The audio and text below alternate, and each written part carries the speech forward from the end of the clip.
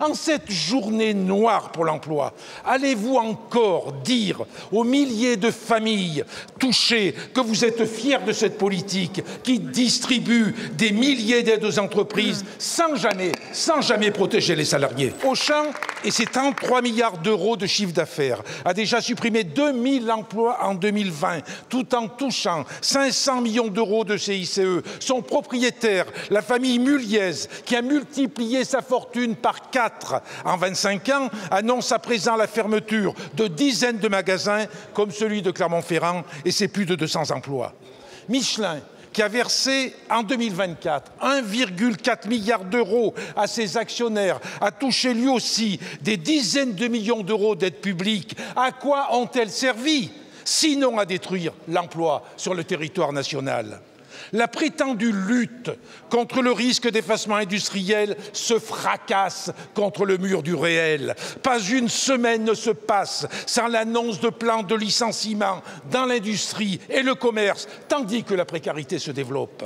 Vous le savez, M. Chassaigne, j'ai été, il y a quelques années, élu d'une vallée industrielle, la Tarentaise. J'ai vécu le drame que vivent aujourd'hui à Vannes et à Cholet les salariés de Michelin et ceux d'Auchan. J'ai vécu la fermeture d'usines et le drame que cela constitue pour la région, le territoire, le tissu industriel, mais aussi les hommes et les femmes qui sont tellement fiers de leur travail.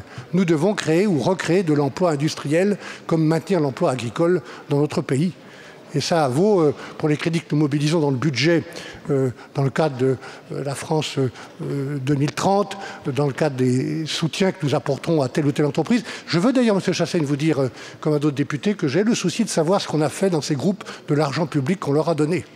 L'offensive, elle est aussi sur le plan national, par rapport à des initiatives que nous allons prendre. J'ai indiqué l'idée de la création que nous proposerons début 2025 d'un livret d'épargne industrielle, pour mobiliser davantage, encourager l'épargne des Français à s'engager vers l'industrie.